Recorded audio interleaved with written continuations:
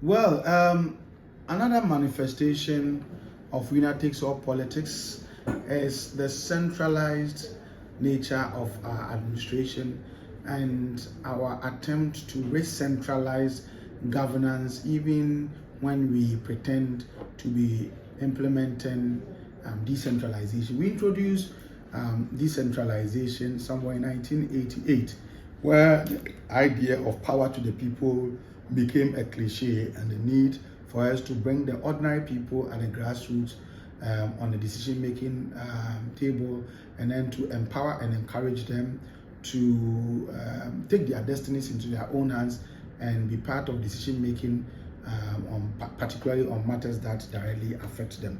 So we introduced our decentralized system of government, the district assembly system concept, where assembly members are elected and some are also appointed and all that. But unfortunately, our decentralized system is not effective.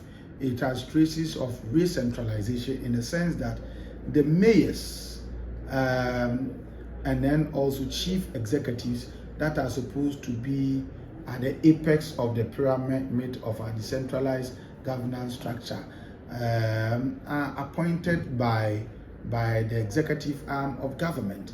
They are appointed by the executive president. And so we behave like this. The grassroots are so knowledgeable and competent to decide who must be their president at the national level. But when it comes to who must lead them and head their affairs at the local level, we all of a sudden pretend that they have no sense. They are not clever and smart enough to determine who must head them at the local level.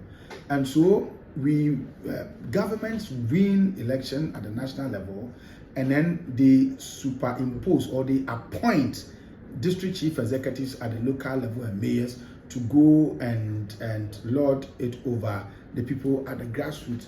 This is how it manifests in winner takes all politics. So a president whose party is popular in a particular region wins election at the national level. And if his party is popular in a region or in a locality, if he goes to also appoint a mayor or district chief executive there, it doesn't hurt. But here is a case where a party that is so unpopular in an area wins an election at the national level, and in an area that party, that government is so unpopular, the government goes there to also impose or appoint somebody in the capacity of mayor or district chief executive to oversee that area. That's how come oftentimes when there is these appointments, you have areas where the president is not popular, rejecting such nominations or appointments by the president. And it doesn't make decentralization effective. Effective decentralization is about power to the people. And so if the people have the power and they can decide who should be the president, national president, then they should have the power to decide who should be their mayor and district chief executive. And so to make decentralization effective as a solution to winner takes all politics, we argue or advocate for the need for MMDCs, metropolitan, municipal, and district chief executive, to be directly elected by the people. After all, assembly members are elected by the people. And so if assembly members are elected by the people, then it's important that the mayors and district chief executives are also elected by the people. But the practice of electing a national president and a national president imposing or selecting or appointing a mayor or DCE and imposing him or her on the people in areas, particularly where their parties are not popular, does not make decentralization effective, and also perpetuates the feeling of winner takes all politics. You've won, you've taken it all at the national level, you go to the grassroots and you also want to take the power of the people, take over the power of the people to decide for themselves. It is unfair, it's a bad governance practice, it deepens winner takes all practice, and then also it is a very great disservice to the concept of, or to the idea of effective decentralization. And we are suggesting that it's a negative manifestation, and if government are interested in dousing the divisive flames of lunatics or politics, then what can be done is for government to eschew the practice of re-centralization within decentralized system of governance, but to ensure that power truly belongs to the people.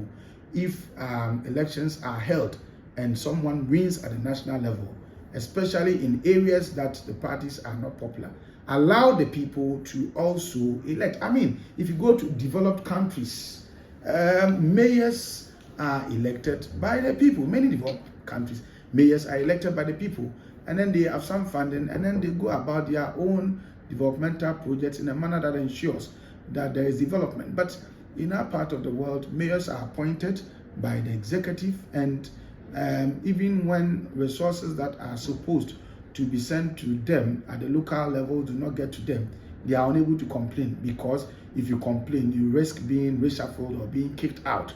And so they are not able to even keep the government on its toes and demand accountability and demand that what is due them be given them for the purposes of they bringing about local development. They are not able to do that.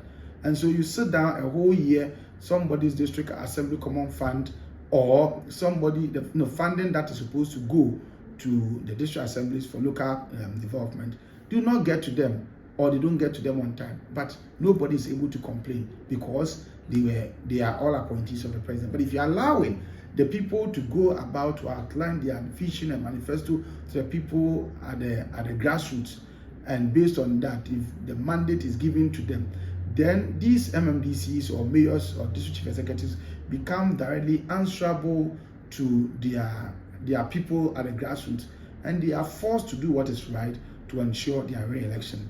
Anything short of this perpetuates a certain re-centralization within our efforts to bring about decentralization. It does not make our decentralized system effective, and it is an unnecessary manifestation of lunatics or politics. I would end on this note and then look at the other manifestation in the next lecture. Thank you.